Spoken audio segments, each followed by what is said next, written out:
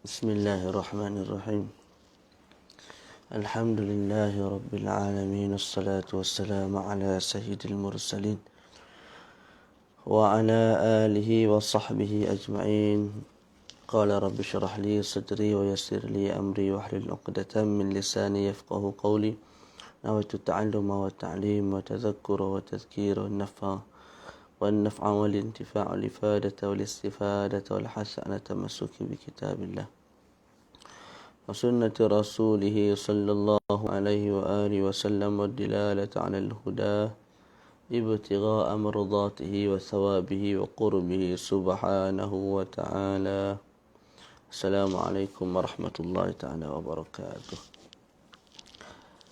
InsyaAllah pada pagi yang berbahagia ini kita membaca sedikit daripada kitab Ithaful Anam fi Ahkamus Siyam, susunan Maulana Syekh Zain bin Muhammad bin Hussein Al-Aidrus hafizahullah ta'ala.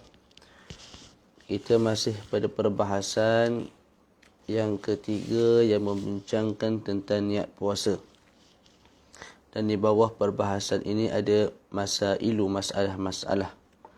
Yang pertama, wajibnya niat pada setiap malam. Yang kedua, yang kedua niat pada waktu malam. Yang tadi setiap malam, ini niat pada waktu malam. Yang ketiga ialah husulul munafil lis-shaum ba'da niyah. Itu semua telah kita bincangkan. Hari ini masuk yang keempat, kaifiyatun niyah wa ma yajibu fiha. Cara nak berniat dan apa yang wajib kita hadirkan ketika mana kita berniat puasa.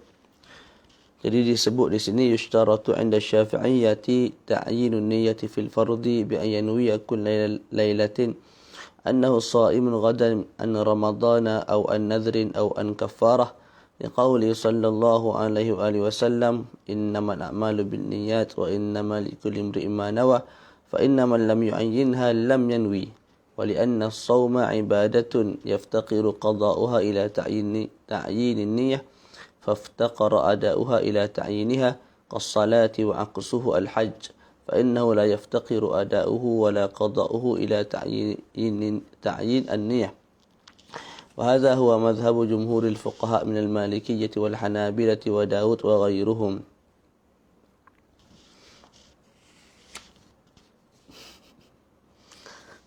Sabahal ful.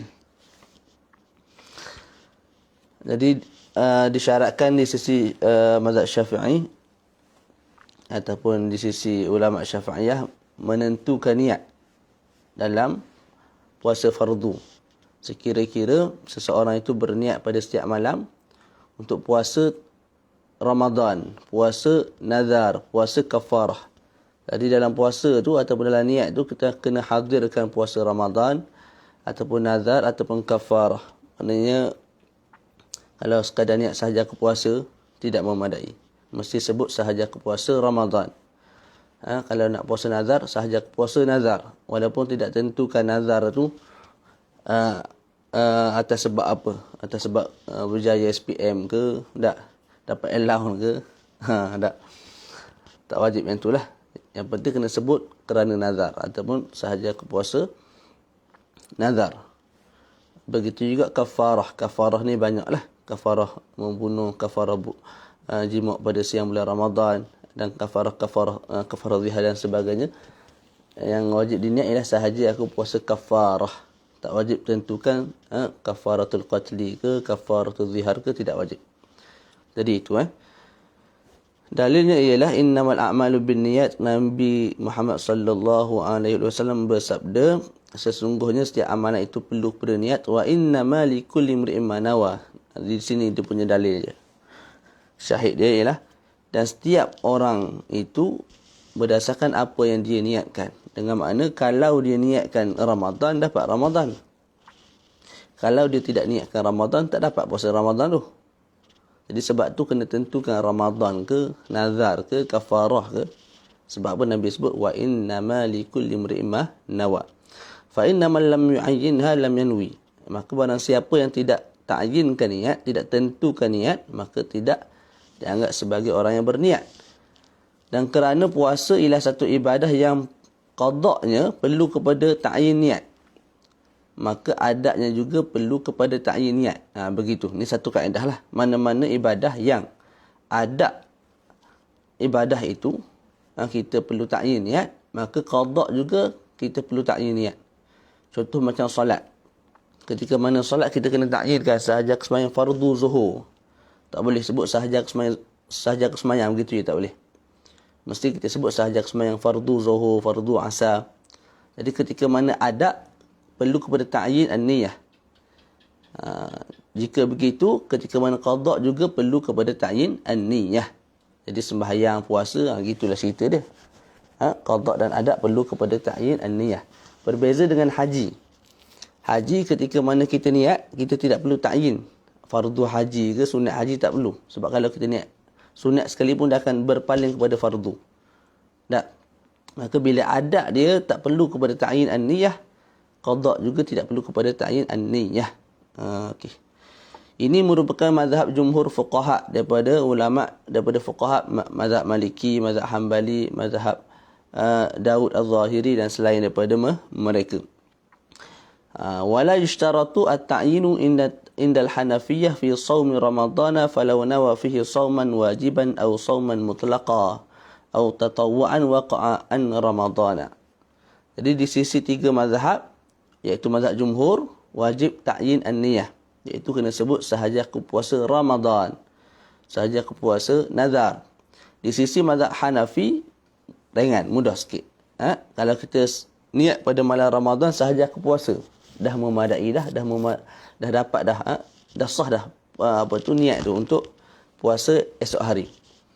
Ataupun sahaja aku puasa wajib, sahaja aku puasa. Sebut gitu je dalam hati. Hadirkan sebegitu rupa sahaja dalam hati dah memadai. Ataupun kita niat sahaja aku puasa sunat kerana Allah Ta'ala. Tak, kita nak puasa wajib ni, tapi niat dalam hati sahaja aku puasa sunat esok hari. Di sisi mazhab Hanafi juga memadai. Tapi kalau mazhab Syafi'i tidak boleh lah. Mesti sebut sahaja aku puasa Ramadan. Kalau sekadar sebut sahaja aku puasa ataupun sahaja aku puasa wajib, tidak ta'yinkan dengan Ramadan, tidak tentukan dengan Ramadan, ataupun sahaja aku puasa sunat, itu lebih-lebih lagi lah tidak memadai. Okey, selesai kat situ. Ni kalau ada yang selama ni tak tahu dan dia berniat sahaja puasa begitu sahaja, tak. Jadi taklidlah mazhab ni. Untuk yang dah lepas tu taklid mazhab ni, yang akan datang buat ikut cara yang betul lah, ikut mazhab Syafi'i. فأقل النية المجزئة على القول باشتراط التعيين وهو الراجح هي نويت صوم رمضان.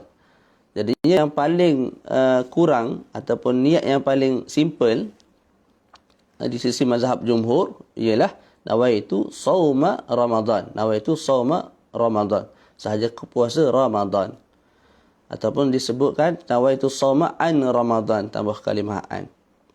Walau bidunil fardhi alal mu'tamad. Walaupun tidak dihadirkan dalam hati kalimah fard.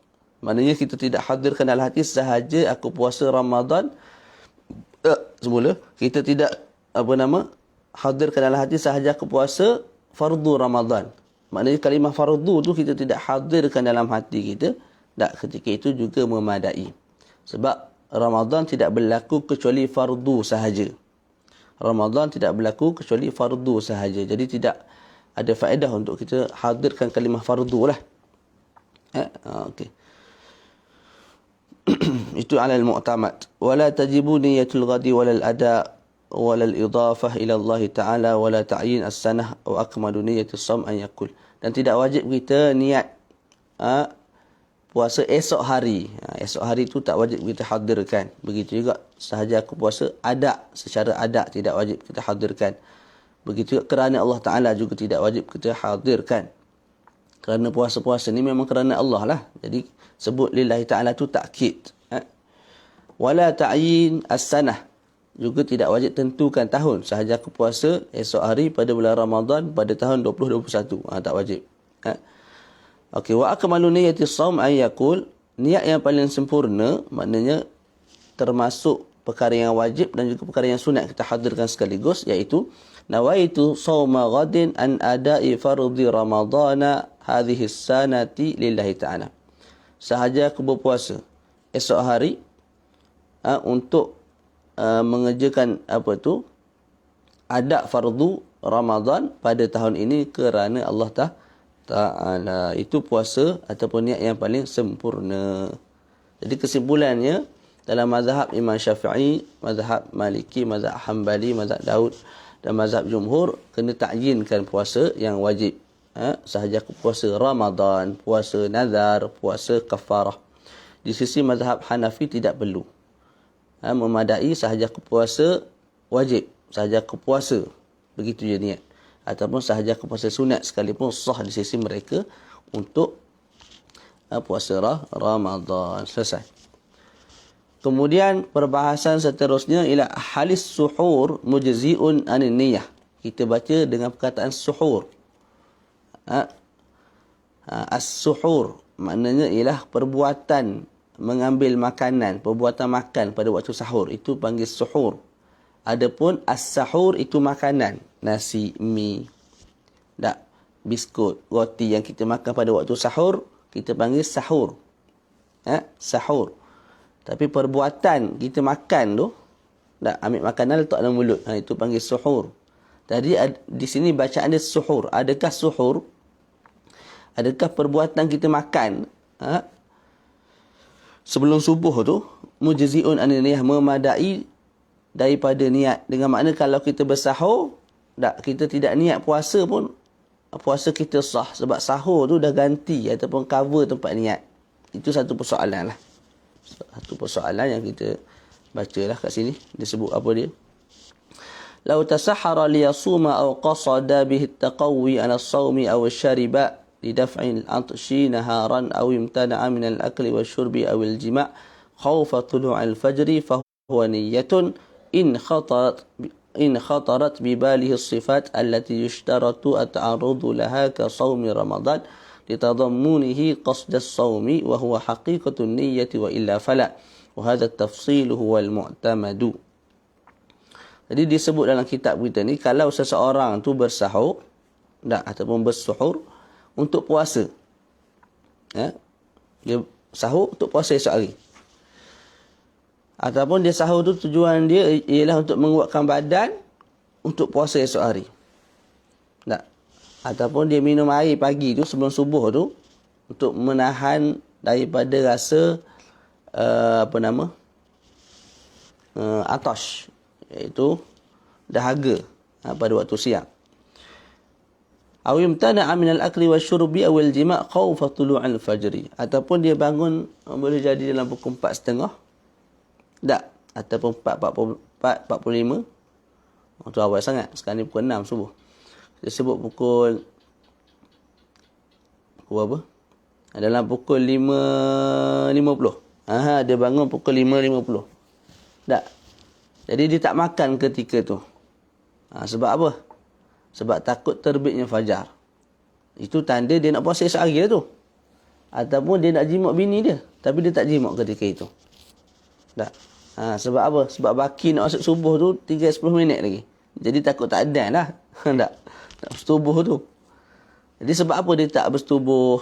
Sebab apa dia tak makan, tak minum pada pukul 5.50 tu? Sebab dia takut masuk subuh ketika mana dia sedang makan dan dia sedang bersetubuh dengan isteri dia. Maka batal puasa dia. Okey, jadi dalam keadaan yang telah kita sebutkan tadi tu, adakah perkara-perkara tersebut boleh mengganti tempat niat? Maknanya dia bersahur untuk puasa. Dia bersahur untuk kuatkan badan untuk puasa esok hari. Dia minum untuk menahan rasa dahaga pada waktu siang. Dia menahan diri daripada makan dan minum, daripada jima' sebab takut terbitnya fajar. Adakah itu dianggap sebagai niat? Maka disebut fahuwa niyah. Itu adalah niat. Tapi jika khatarat bibali sifat allati yushtaratu at-ta'arrudu laha ka shaumi Ramadan. Sahur itu dipanggil ataupun dianggap sebagai niat kalau ketika mana dia bersahur tu hadir dalam hati dia perkara-perkara yang wajib dia kena hadirkan iaitu apa? Yang kita telah bincang lah, iaitu puasa Ramadan. Ta'yin tu. Boleh. Jadi ketika dia bersahur tu, dalam hati dia, aku sahur ni untuk Ramadan esok. Tu. Dalam hati dia. Niat lah tu. Boleh tak? Berbeza dengan orang yang bangun. Sebab apa? Dia lapar sangat. Boleh jadi sehari tak makan. Lepas tu, dikatakan waktu-waktu dalam pukul 5 tu ada orang bawa makanan kat dia. Dia sehari dia tak makan ni. Dia bangun waktu tu dia makan. Dia makan tu bukan atas niat nak puasa esok. Dia makan tu sebab dia lapar sangat. Jadi dia makan. Lepas dia makan dia tidur balik. Ataupun jenis memang orang tak puasa dah. Orang tak puasa dah. Tak. Jadi dia bangun malam tu dia makan Maggi. Dia makan nasi apa tu bukan untuk puasa. Sekadar untuk penuhkan perut. Lepas tu dia sambung tidur. Subuh tak semayang, semua tak semayang. Jadi yang tu tidak memadai, tidak sah. Yang tu jelas yang tidak sah. Okey. Jadi setakat ni dua gambaran kita sebut. Yang pertama, kalau dia bangun untuk puasa esok hari, dan ketika puasa tu dalam hati dia terlintas, aku makan ni untuk puasa Ramadan esok. Yang tu sah. Yang kedua, orang yang jenis memang tak puasa. Dia bangun malam tu memang bukan untuk niat, bukan untuk puasa. Memang saja nak makan, penuhkan perut dia, lepas tu dia sambung tidur. Yang tu confirm tak sah. Maknanya bangun pagi, makan pagi tu tidak dianggap sebagai niat. Memang tidak mujizat langsung untuk niat. Okey, yang ketiga apa dia? Yang ketiga ialah orang yang, ni sama berlaku lah. Yang ketiga ialah orang bangun pagi, dia makan, dia niat untuk puasa. Tapi dia tidak hadirkan dalam hati dia sifat yang wajib dihadirkan di sisi mazhab Syafi'i. Apa dia? Kena ta'yinkan puasa Ramadan. Dia makan dan dalam hati dia untuk puasa esok lah. Untuk puasa esok. Jadi dalam hati dia tidak hadirkan untuk puasa Ramadan. Tak, itu juga pandangan yang apa tu? Itu juga pandangan yang tepat lah. Cuma pandangan tu tidak muktamad. Begitu yang disebut oleh Habib Ahmad. Jadinya kalau ada orang datang kat kita tanya tentang masalah ni, tak, kita kata kalau kamu ada niat untuk puasa Ramadan ketika mana kamu makan tu terlintas dalam hati kamu, maka memadai. Kalau tidak, maka ada pandangan kata sah jugalah. Sebab dia makan tu biasanya orang makan memang nak puasa sehari. Tak, tapi tidak menghadirkan sifat-sifat yang wajib dihadirkan dalam hati dia. Kita sebut ada pandangan kata sah, maka ahlan wa sahlan lah. Teruskan puasa, tak ada masalah. Cuma kalau nak ihtiyat, qada' lah. Begitu. Lepas tu di bawah ni disebut satu kritikan lah ke atas apa yang telah disebutkan di atas. Kalau tengok balik dia ada dalam i'anatul talibin. Wastadraka ba'dhum fi annahu law tasahhara liyasum yalzamu daruratan an yatasawwara sifat fashtiratu dhalika ziyadah. Sebagai ulama kritik pandangan di atas. Pandangan di atas sebut apa? Kalau sahur dan ketika sahur tu khatarat bi balihi sifat allati yushtaratu ta'arudu laha ka shaumi Ramadan. Ketika sahur itu terlintas dalam hati dia puasa Ramadan. Mana aku makan ni untuk esok, untuk puasa Ramadan esok. Tak.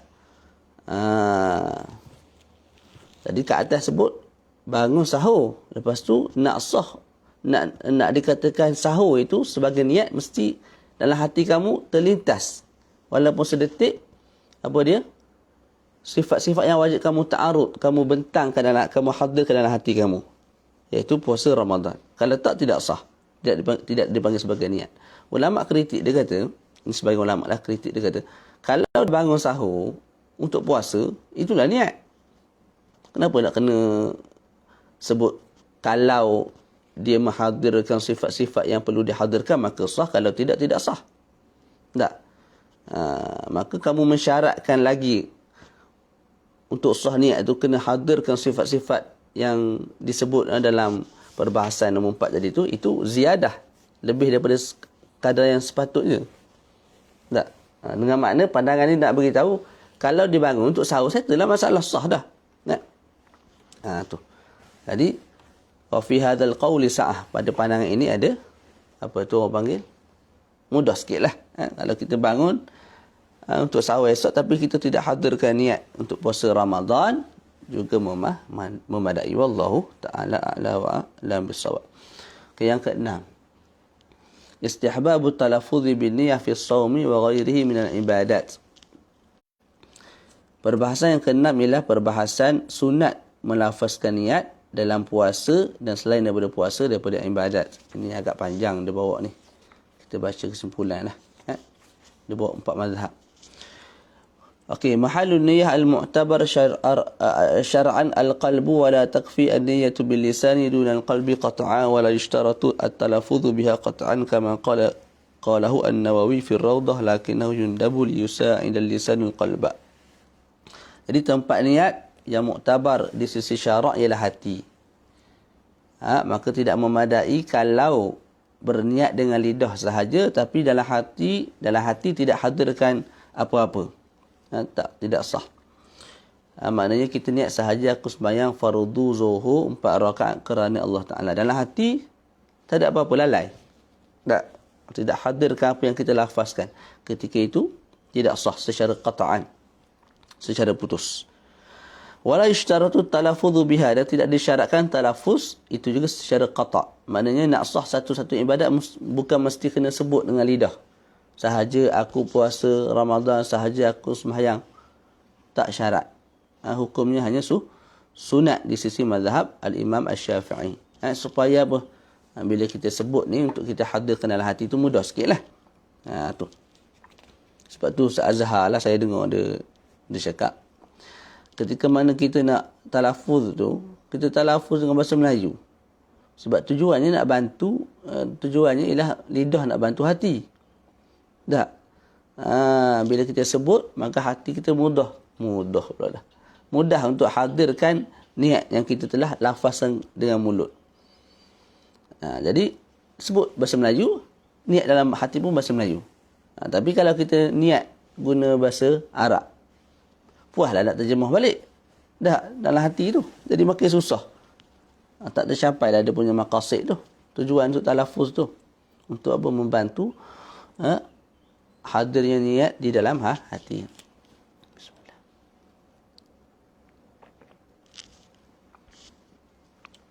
Wa mimma yadullu ala istihbabi talaffuz bin niyyati fi as-shaum wa ghairihi min al-ibadat ma yali.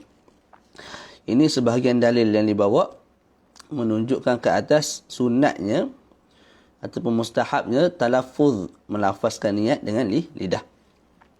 Yang pertama, sabata 'an Nabi sallallahu alaihi wasallam annahu talaffaza bin niyyati fi as-shaum wa kadza al-hajj. Faqad warada anhu sallallahu alaihi wasallam annahu dakhala dhata yawmin ala sayyidati Aisyah radhiyallahu anha faqala hal indakum min shay' faqalat la. فقال فإني إذا صائم.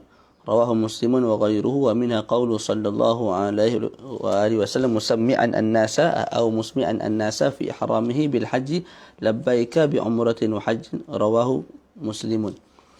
Dalil yang pertama ialah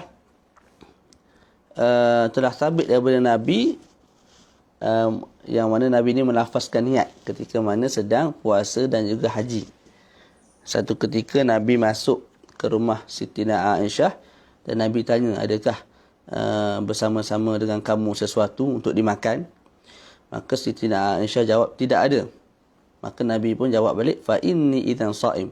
Ulama kita sebut, sebahagian ulama kata, fa inni idzan shaim itu ialah niat dengan lidah. Sebab kalau Nabi nak puasa, Nabi terus boleh niat dalam hati. Jadi bila disebut fa inni idzan shaim, itu apa dia? Satu perkara yang menunjukkan benda lain yang ada dalam hati. Boleh tak? Tu. Kita nak cakap sesuatu ni mesti datang dalam hati dulu baru kita ucapkan. Tak? Jadi kat sini benda tu ada dalam hati Nabi, lepas tu Nabi lafazkan guna mulut, fa inni idzan shaim. Fa inni idzan shaim. Maka sesungguhnya aku puasa. Itu niat lah tu. Itu lafaz niat kan. Lafaz niat ni bukan mesti nawaitu shauma ghadin an adai, tak semestinya. Macam kita sembahyang, sahaja aku sembahyang kerana Allah Ta'ala. Tak, kita tak sebut sahaja, tak ada masalah. Kita sebut Allahu Akbar, aku sembahyang kerana Allah, boleh juga. Jadi kat sini sesungguhnya aku puasa. Itu diistinbat oleh ulama kita sebagai lafaz kepada niat. Jadi Nabi juga berlafaz ketika mana niat puasa. Begitu juga dalam haji. Nabi sebut labbaika bi umratin wa hajjin. Nabi angkat suara sampai memperdengarkan niat itu kepada orang ramai di keliling Nabi lah. Alaihi salatu wassalam. Jadi itu dalil kepada apa dia? Kepada sunatnya talaffuz, melafazkan niat. Pertama daripada pertama Nabi lafazkan niat dalam puasa, yang kedua dalam haji. Wa hadha talaffuzun bi niyyah qabla al-amal wa lam yamna'hu ahadun was-shawm wal-hajj ibadatan wa kadha at-taharatu was-salatu wa la tafriqa bainahuma. Wal qiyas yadkhulu fil ibadat 'ala as-sahih min aqwali al-usuliyin. Jadi ini talaffuz dengan niat. Mana ini yang tadi itulah Nabi talaffuz dalam puasa dan juga dalam haji. Jadi disebut kat sini ini ialah talaffuz dengan niat sebelum beramal. Sebelum beramal. Walam yamna'hu ahad, dan tidak ada ulama yang menghalang perkara ini. Wasaumu wal hajju ibadatan. Puasa dan haji ialah dua ibadah. Begitu juga bersuci, sembahyang. Maka wala tafriqa bainahuma. Dia nak sebut apa kat sini? Dia nak sebut dalil Nabi talaffuz dengan niat dalam puasa ada. Dalil Nabi talaffuz dengan niat dalam haji juga ada. Dan puasa dan haji itu ibadah. Maka ibadah-ibadah lain juga, walaupun mungkin tidak ada hadis yang jelas menunjukkan Nabi itu melafazkan niat, seperti mana dalam sembahyang contohnya, tak, ketika mana taharah bersuci, maknanya mandi wajib apa semua tu, tak, juga kita katakan sunat kita melafazkan niat, kerana kias lah, kias. Haji ibadat, jadi at-taharah mandi wajib ibadat juga. Maka bila haji sunat talaffuz, at-taharah juga sunat talaffuz niat. Puasa ibadat, Nabi talaffuzkan niat ketika mana puasa. Maka begitu juga kalau kita nak solat, sebab solat juga ibadat, sunat kita talaffuzkan niat. Dan qiyas masuk pada ibadat mengikut pandangan yang sahih daripada pandangan para ahli usul al-fiqh. Itu dalil pertama. Dalil kedua, ini baca sikitlah. Wa fil hadits as-sahih al-mashhur innamal a'malu binniyat wa innama likulli imri'in ma nawa, rawahu al-Bukhari wa Muslim wa ghayruhuma, wa huwa yadullu ala annahu la budda fil a'mali wa minha al-ibadat min niyyah. فهو يشترط النية ويطلبها والنية محلها القلب والآتي بها لفظا وقلبا يعد ممتثلا للحديث وعاملا به. Hadis yang kita baca dah tadi, sesungguhnya setiap amalan itu perlu kepada niat. Jadi disebut dalam kitab kita ni setiap amalan. Dalam hadis ni setiap amalan. Jadi sembahyang, puasa, zakat, bersuci, haji, itu ialah amalan. Itu ialah amalan. Maka bila Nabi sebut setiap amalan perlu berniat, maka benda-benda yang kita sebut tadi yang merupakan amalan juga perlu kepada niat. Dan niat itu tempatnya di hati. Dan orang yang mendatangkan niat secara lafaz dan juga secara di dalam hati dianggap sebagai orang yang telah melaksanakan hadis tersebut. Sebab dalam hadis pun tidak sebut secara jelas innamal a'malu binniyat bil qalb. Tidak ada. Jadi sama ada lafazkan ataupun dengan hati, tak dianggap sebagai orang yang telah mengikut hadis tersebut. Begitu. Yang ketiga, thumma inna talaffudha binniyati kharij al-ibadah kas-salati laysa dakhilan fiha hatta yakunu mu'athiran fiha wa yakunu ibadatan, bal huwa kal kalamil mubah qabla as-salah. Walam yarid man'u talaffuz biha la min al-kitab al-aziz wala min as-sunnah al-mutahharah. Dalil yang ketiga di bawah ialah talaffuz dengan niat ini kita lakukan sebelum ibadat. Kita nak sembahyang, tak, kita angkat takbir dulu ke baru kita talaffuz berniat, ataupun kita talaffuz berniat baru kita angkat takbir? Kita talaffuz berniat dulu. Tak. Jadi talafuz berniat dilakukan di luar ibadat. Di luar ibadat ni kita nak buat apa pun tak ada masalah. Nak baca Quran ke, nak tidur ke, nak makan ke. Maknanya sebelum sembahyang tu kita nak pergi makan, nak pergi tandas, nak baca Quran, nak baca wirid, nak baca tu, tak ada masalah. Selagi mana kalam tu mubah, kalam yang diharuskan oleh syarak, bukan mengejek, bukan menghina, bukan mencela. Tak. Maka bila disebut begitu, maka tidak menjadi masalah untuk kita niat dulu, talafuz dulu, kemudian kita sembahyang. Sebab talafuz itu ialah satu perkara di luar daripada sembahyang itu sendiri. Dan sebelum sembahyang kita diizinkan untuk bercakap apa sahaja, kecuali perkara-perkara yang berunsur maksiat. Begitu. Itu dalil yang ketiga lah. Thumma inna talaffudha bin niyyah kharijal ibadah. Sesungguhnya melafazkan niat itu dilaksanakan di luar ibadat. Contohnya di luar sembahyang, sebelum sembahyang. Bukan termasuk di dalam sembahyang. Maka ia dianggap sebagai kalam yang harus diucapkan sebelum sembahyang. Dan tidak warid larangan daripada berkata-kata dengan perkataan yang harus, dengan kalam yang harus sebelum daripada ibadat. Tidak warid perkara tersebut daripada Al-Quran dan juga daripada As-Sunnah. Jadi itu dalil ataupun 3 dalil secara ringkas lah. Boleh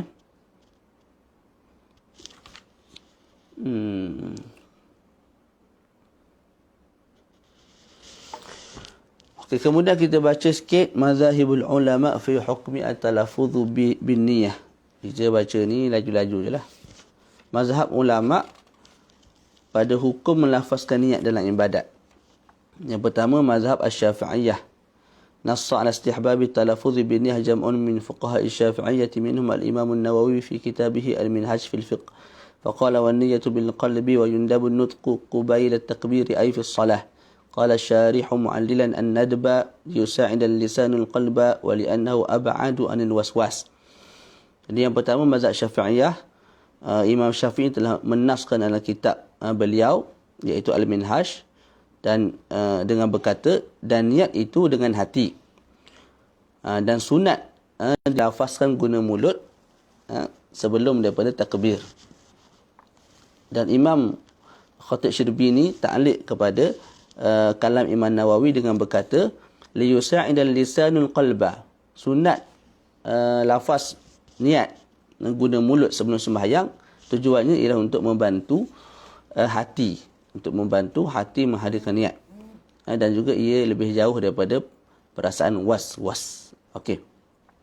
Begitu juga Al-Allamah Ibnu Hajar Al-Haytami dalam kitab Minhajul Qawim ataupun Manhajul Qawim dalam bab puasa disebut wa inna ma tajibu bil qalbi wa yusannu talaffuz biha. Adapun diwajibkan niat itu dengan hati dan disunatkan talaffuz dengan lidah lah. Tu. Kemudian Al-Allamah Ibnu Allan apa semua ni boleh dibaca sendirilah. Kemudian yang kedua mazhab Hanafiyah wal Malikiyah wal Hanabilah. Kesimpulan dia ialah qala Al-Allamah Ibnu Abidin fi Hashiyati Radil Muhtar wa talaffudhu 'inda al-iradati biha mustahabun huwal mukhtar. Jadi ini mazhab Hanafi. Al-Allamah Ibnu Abidin dalam kitab beliau Hasyiyah Radil Muhtar berkata dan talafuz dengan niat ketika mana ada kehendak untuk melaksanakan satu perbuatan ataupun indal iradati biha ay bin niyah, melafazkan niat ketika mana ada kehendak untuk berniat dalam hati, itu satu perkara yang mustahab dituntut. Al-Allamah Al-Buhuti Al-Hambali fi kitabi Kasyafil Qina. Ni baca lagu mana ni? Kasyafil Qina atau Kasyafil Qina. Ba'da an dzakara al-khilaf fi at-talaffuz bi niyyah wa anna al-madhhaba istihbab at-talaffuz. Al-Allamah Al-Buhuti Al-Hambali, ni mazhab Hambali, juga mengatakan mustahab kita melafazkan ni niat dan dibawa dalam nas tu. Okey. Kemudian yang ketiga ialah fuqaha al-Malikiyah. Yang ni kita nak tu sikit. Wa nassa fuqaha al-Malikiyah ala jawaz at-talaffuz bi niyyah lakin al-awla tarkuhu 'indahum. Okey, jadi di sisi fuqaha al-Malikiyah, mereka tidak sebut sunat. Mereka sebut harus talafuz dengan niat. Dan comelnya tak payah buat. Tu. Faqad jaa fi syarh as-saghir wajaz talaffuz biha wal awla tarku fi salatin aw ghairiha wa hiya fardun fi kulli ibadah. Dalam syarh as-saghir, ini kitab masyhur dalam mazhab Maliki disebut, dan harus melafazkan niat, bukan sunat, harus. Dan aulanya, comelnya tinggalkan talafuz tu. Sama ada talafuz sebelum sembahyang, talafuz sebelum puasa dan sebagainya. Tak. Yang comel, yang moleknya tinggalkan. Tak perlu kita lafazkan niat. Ini di sisi mazhab Malikiyah. Wahya farudun. Dan niat itu fardu pada setiap ibadat. Jadi niat dalam hati itu fardu lah. Cuma talafuz itu harus. Itu di sisi fuqaha al-Malikiyah. Wa allaqa as-Sawi fil hashiyah ala dhalika faqal qawluhu wal awla tarkuh yustasna al-muwaswisu fayustahabbu lahu talafudhu liyudhiba anhu al-labsa kama fil mawaq. Okey. Imam As-Sawi muhasyi ke atas kitab Asy-Syarh As-Saghir menta'liqkan perkataan sahib Asy-Syarh As-Saghir dengan katanya qaulu wal aula tarku. Tadi kita sebut apa dia? Dalam mazhab Maliki, yang aulanya tinggalkan lafaz. Tinggalkan talafuz bin niyah. Imam Sawi sebut dalam hasyiah, dikecualikan kalau orang yang was-was. Orang yang was-was dituntut bagi dia, disunatkan bagi dia talafuz juga dengan niat supaya menghilangkan apa tu al-labs, kekeliruan. Al-labs, kekeliruan. Kalau al-lubs, pakaian. Boleh Jadi di sisi mazhab Malikiyah, kesimpulan dia tidak disunatkan, hanya harus kita talafuz dengan niat. Yang awalnya tidak perlu talafuz dengan niat lah. Kecuali lah kalau muwaswis, orang yang was-was, maka disunatkan juga dia talafuz untuk menghilangkan keraguan dan juga kekeliruan dalam hati dia. Okey, fal qawlu bi anna talaffuz bi niyyah sirran ma'al qalbi bid'atun bid'ah wa annahu lam yathbut 'an an-nabiy sallallahu alaihi wasallam wa ashabuhu huwa qaulun mardud faqad thabata talaffuz bi niyyah anhu sallallahu alaihi wasallam fil haji wa shaum kama taqaddama ثم قيس على ذلك سائر العبادات الأخرى والقياس الشرعي حجة عند الجمهور من الصحابة والتابعين والفقهاء والمتكلمين وهو أصل من أصول الشريعة ولعل فيما تقدم ذكره الكفاية لمن أراد الهداية والله تعالى أعلى وأعلم. Jadi yang terakhir Syekh sebutlah, selepas Syekh datangkan mazhab-mazhab dalam perbahasan ataupun dalam hukum melafazkan niat, Syekh sebut, maka pandangan sebahagian yang mengatakan talaffuz bin niyyah itu bid'ah, tapi tengok elok-elok Syekh sebut at-talaffuz bin niyyati sirra. Nak beritahu yang sunatnya sir, bukan bising, sebab ganggu satu masjid. Nawaitu as-salata ataupun nawaitu usalli fardhu dhuhri 4 rakaat dengar satu masjid. Yang tu bid'ah lah, jelas bid'ahnya tu. Disunatkan baca sir, kita seorang dengar ataupun mungkin orang sebelah kita dengar. Syubh Habib Ahmad sebut jugalah yang berlaku di masjid, bila mana habis sembahyang maghrib ataupun habis sembahyang tarawih ataupun isyak, imam baca kuat nawaitu shauma ghadin an ada'i fardhi. Itu tidak ada masalah sebab min ajli ta'lim, nak ajar orang awam supaya berniat dengan baik, berniat dengan betul. Itu tidak menjadi isu lah. Yang tak bolehnya, contoh macam sembahyang, kita berniat dengan kuat sampai ganggu orang lain. Itu memang bid'ah lah, mazhab Syafi'i pun tak sebut lagu tu. Jadinya pandangan yang mengatakan at-talaffuz dengan niat secara perlahan, mana kita seorang dengar, tak, dalam masa yang sama dalam hati kita juga hadirkan, tak, itu semula pening. Fal qawlu bi anna talaffuz bin niyyati sirran ma'al qalbi bid'ah. Maka pandangan yang mengatakan talaffuz dengan niat secara perlahan itu ialah bid'ah, dengan dakwaan perkara tersebut, iaitu talaffuz bin niyyah itu tidak warid daripada Nabi, daripada sahabat Nabi, maka pandangan itu tertolak. Kerana telah kita bincangkan, sabit daripada Nabi talaffuz dengan niat dalam puasa dan juga dalam haji. Kemudian dikiaskan ke atas ibadat-ibadat yang lain.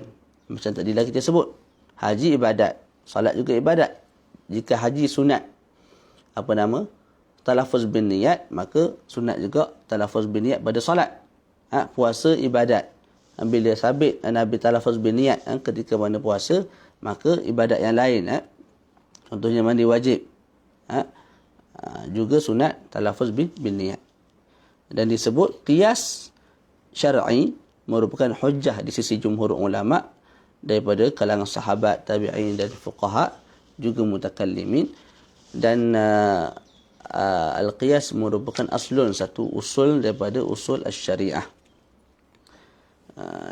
Jadi daripada apa yang telah disebutkan, moga-moga menyelesaikan beberapa masalah yang bermain dalam fikiran sebahagian daripada kita. Tu. Boleh baca sikit lagi tak? Allahumma salli ala sayyidina Muhammad. Al-mabhathur rabi' muftiratus shaum. Perbahasan yang keempat ialah perkara-perkara yang membatalkan puasa. Jadi kita dah bincang 3 perbahasan. Perbahasan pertama tentang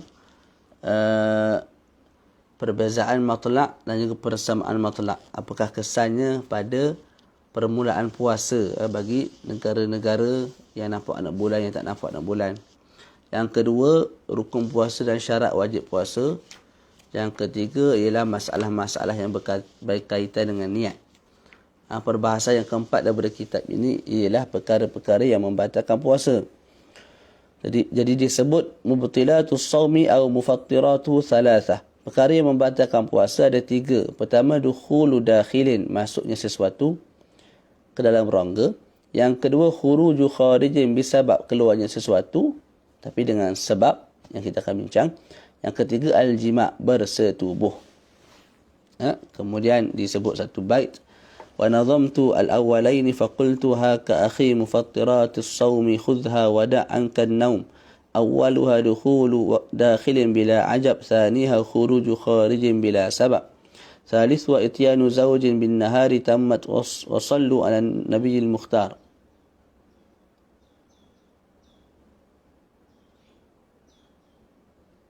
Ya, betul. Semua mazhab menuntut untuk lafaz niat kecuali mazhab Maliki. Mereka mengharuskan untuk kita lafazkan niat. Dan awalnya tinggalkan. Cumanya tadilah Al-Imam Sawi ta'liq ke atas kalam Syarh As-Saghir dengan katanya comel tinggal lafaz niat itu, talaffuz bin niat itu kalau bukan muwaswis. Kalau orang tu was-was, sunat dia talaffuz juga supaya cepat hilang was-was tersebut daripada dirinya. Tu. Wa ilaika syarhuha bi ikhtisar. Jadi yang pertama, perkara yang membatalkan puasa ialah dukhulu dakhilin, masuknya sesuatu. Wa dzalika an tariqi wusuli ainin. Masuknya sesuatu maksudnya apa dia? Masuknya ain, aini zat. Air, nasi, beras ikutlah. Roti, zat. Benda bukan kesan, dia zat. Ila ma yusamma jaufan, masuk kepada satu perkara yang dipanggil sebagai rongga, jauf. Min manfadh maftuh, masuk ke dalam rongga itu pula melalui manfadh. Manfadh ni pembukaan yang terbuka. Manfadh, apa tu? Apa kalau kita panggil tingkap apa? Tak ingat pula. Manfadh ni lubang lah, lubang yang terbuka. An qasdin, masuk dengan syarat ada qasad. Qasad ni ikhtiar untuk melakukan perkara tersebut. Ma'a tadhakkuris shaum, sedangkan kita ingat kita ni sedang berpuasa. Jadi kesimpulan, nak batal puasa dengan masuknya sesuatu ke dalam rongga dengan syarat yang pertama, masuk tu ain. Contoh air ni, ain, zat, bukan sekadar udara tak. Lepas tu masuk ke dalam jauf. Jauf dia akan sebutlah halqum ni, tak. Lepas tu perut, dimag dan sebagainya. Contoh macam ni. Tu dia melebasi halqum ni. batal puasa. Masuk pula melalui lubang yang terbuka ni. Mulut ni lubang yang terbuka, dianggap sebagai manfaz maftuh. An qasdin, masuk air itu pula ke dalam rongga disebabkan qasad. Qasad ni ikhtiar saya, kehendak saya untuk minum air tersebut. Ma'ad tadhakkuris shaum, sedangkan kita ingat kita ni sedang berpuasa. Bila gugur salah satu syarat ini, maka tidak sahlah ibadat, tidak apa? Bila gugur salah satu syarat ni, maka tak batallah puasa. Tu. Maka disebut kat sini sikit, wal muradu bil ain, yang dimaksudkan dengan ain ialah ma yushahadu bil ain wa lahu atharun mahsus wa in qalla kasim simah. Yang dimaksudkan dengan ain ialah satu benda yang dilihat, boleh dilihat oleh mata. Ni air ni boleh dilihat oleh mata. Ain lah tu, zat lah tu. Dan dia itu ada asar yang mahsus, kesan yang mahsus, yang boleh dipegang, yang boleh dilihat, yang boleh dirasa, yang boleh disentuh. Itu. Sekalipun sedikit. Contohnya simsimah. Simsimah ni kalau roti tu, tak, atas roti tu yang kecil-kecil tu, kita panggil bijan ke apa. Ataupun satu biji habatus sauda yang kecil tu. Itu juga membatalkan puasa kalau kita telan dengan sengaja, masukkan dalam rongga dengan sengaja. Wa yashmalu ad-dukhan al-ma'ruf bis-sijarah lianna lahu atharun yuhas. Termasuk juga ain ialah asap rokok. Kita isap rokok, bukan kita lah, saya tak isap rokok. Tak. Kesan rokok tu juga ada asar yang yuhas, kesan yang boleh diperhatikan, dilihat oleh mata.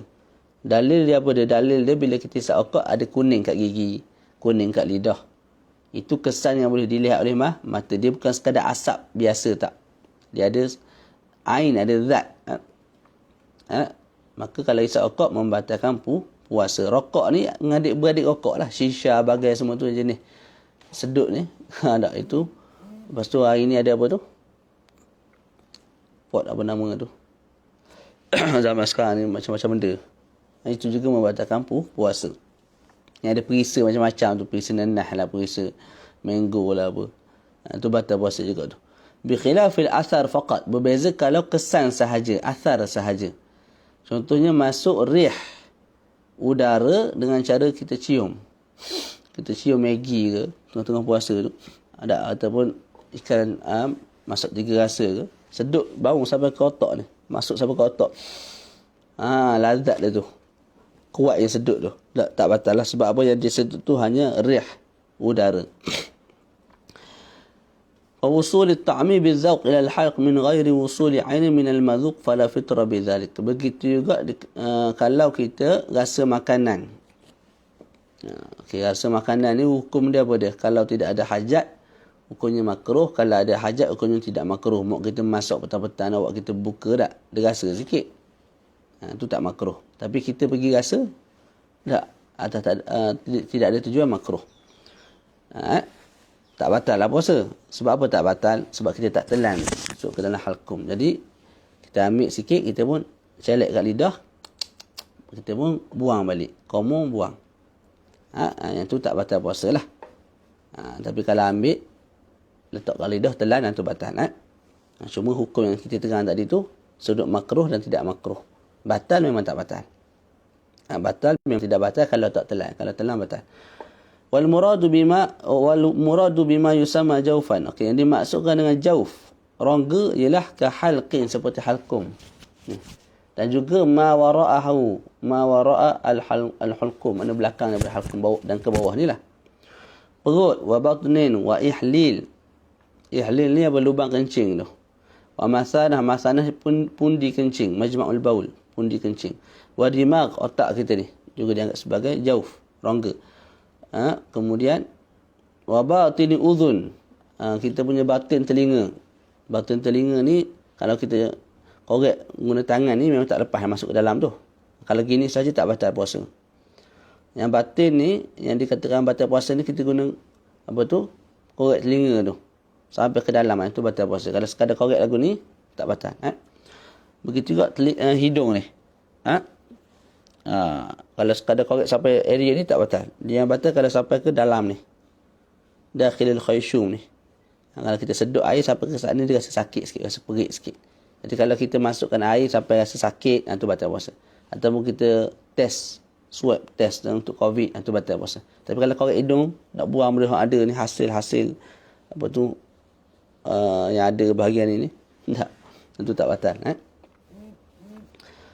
Cumanya setiap anggota ni, mata, bukan setiap anggota lah, sebagai anggota, hidung, telinga ni, dia ada perbahasan ulama' dah, adakah dia anggap sebagai rongga ataupun tidak. Nanti boleh jadi ada disebut kat belakang ni nanti. Khilaf-khilaf yang berlaku. Bi khilafi dakhili warid wa faqid. Berbeza kalau batin bagi peha, batin bagi kaki. Tak. Maknanya kalau kita ambil pisau, kita tusuk kita punya peha kita, tak batal puasa. Sebab tidak dianggap sebagai jauf. Tidak dianggap sebagai jauf. Rongga. Tidak dianggap sebagai rongga lah, jauf. Boleh Okey, selesai kat situ. Kemudian perkara yang kedua, jadi jelas kesimpulan dia, perkara yang pertama yang membatalkan puasa ialah masuknya sesuatu yang berbentuk ain ke dalam jauf melalui manfaz maftuh. Berbeza kalau kita letak minyak kat sini. Tak, sikit lagi minyak tu hilang, dia masuk ke dalam lah. Cumanya masuk tidak melalui manfaz yang maftuh, lubang yang terbuka secara jelas. Dia ada lubang roma tu lah. Tak, dia masuk ke dalam minyak tu. Tapi lubang tu tidak dianggap sebagai lubang yang maftuh di sisi syarak, maka tak batal lah puasa.